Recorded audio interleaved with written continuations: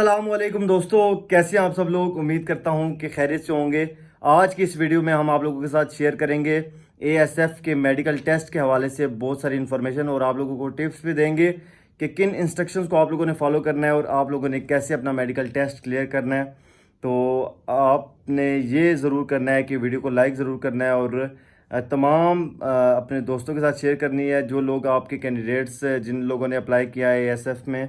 और physical test के हवाले से भी आप लोगों को इन्फॉर्मेशन दी जाएगी, लेकिन ये जो वीडियो है वो मेडिकल टेस्ट के हवाले से है। तो अगर आप लोग मेरे चैनल पर नए हैं तो चैनल को सब्सक्राइब कर दें, वीडियो को लाइक कर दें ताकि आने वाली तमाम वीडियोस आप तक बआसानी पहुंच सके।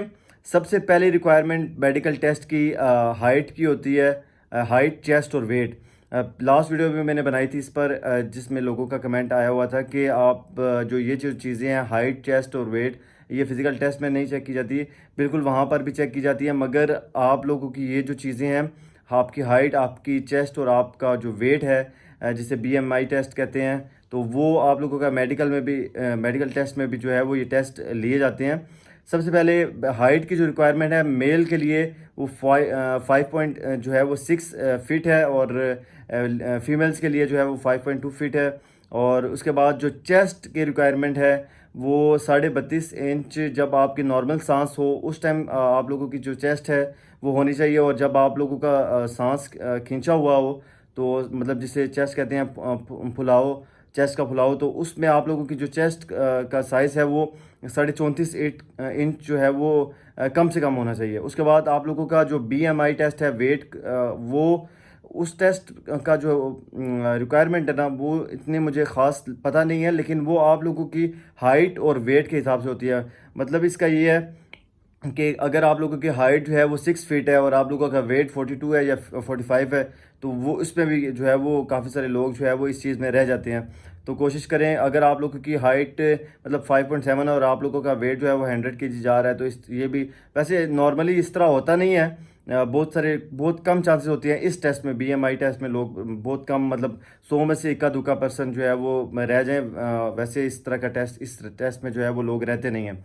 इसके बाद आप लोगों के जो टेस्ट होते हैं वो आई साइट टेस्ट होता है। और आई साइट टेस्ट जो है वो आप लोगों का कोई भी फोर्स है उसमें 6x6 मांगते हैं, उसमें किसी चीज़ की गुंजाइश नहीं है। सबसे मेन टेस्ट जो होता है वो आई साइट का टेस्ट होता है और वो आप लोगों का 6x6 मांगते हैं। अब इसमें क्वेश्चन ये आता है कि आप लोगों जो जिन लोगों की आप फ़ोन का दौर है, बहुत सारे लोग फ़ोन यूज़ करते हैं और ज़्यादातर लोगों की जो है वो नज़र कमज़ोर होती है, तो उनके लिए सोल्यूशन ये है कि टेस्ट में जब भी आप लोगों ने जाना है, तो अगर आप लोगों की आई साइड वीक है, मतलब 0.5 वीक है या माइनस जो है वो 0.75 है, तो आप लोगों ने आई साइड ग्लासेस का यूज़ बिल्कुल नहीं करना। और अगर आप लोगों की बहुत ज़्यादा, मतलब दूर की नज़र की बात कर रहा हूँ, और अगर आप लोगों की बहुत ज़्यादा वीक है, -3 है, तो फिर आप लोगों ने ग्लासेस के साथ जाना है और ग्लासेस पहन के जाना है, कोई इशू नहीं है। ग्लासेस के साथ आप लोगों की पूरी हो या विदाउट ग्लासेस आप लोगों की आई साइड पूरी हो, लेकिन आप लोगों की आई साइड कंप्लीट होनी चाहिए। वहाँ पर मेडिकल टेस्ट में ये कंप्लीट आप लोगों ने 100% इस बात को जो है वो कंफर्म करना है कि आप लोगों ने अपने ग्लासेस जो है वो साथ जो है वो ज़रूर लेके जानी है।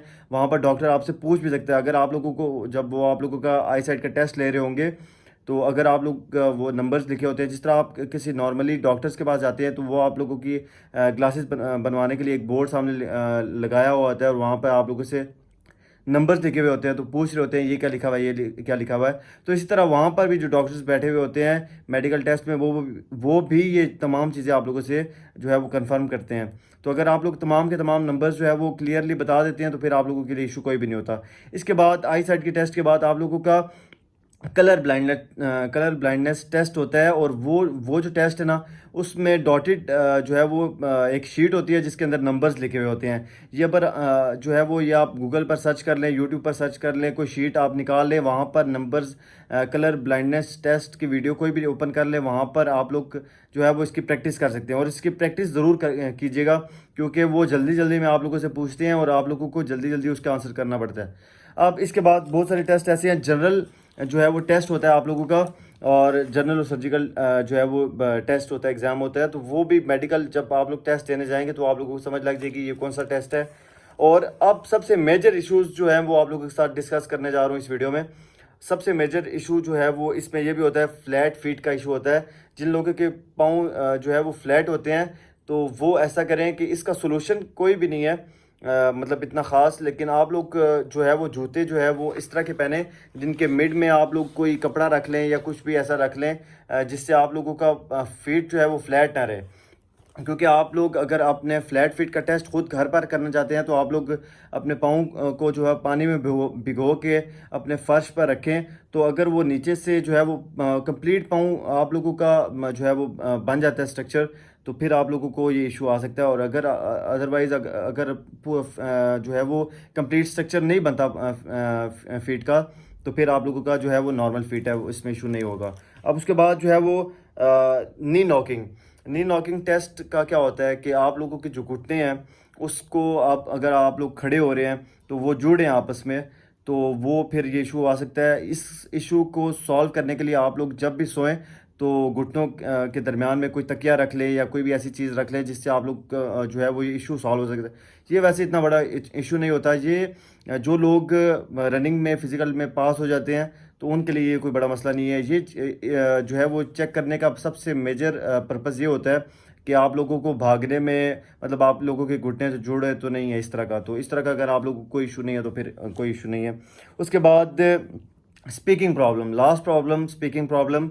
अगर आप लोगों को बात करने में हकलाते हैं या अगर आप लोग मतलब कॉन्फिडेंट नहीं है, मतलब आप लोगों के सामने जब आपसे डॉक्टर कोई क्वेश्चन करेगा या इंटरव्यू में आप लोगों से क्वेश्चन पूछे जा रहे हैं या किसी भी फोर्स में, क्योंकि जो बंदा हिचकिचाता है या फिर कॉन्फिडेंट नहीं होता तो उसके लिए मसले बनते हैं।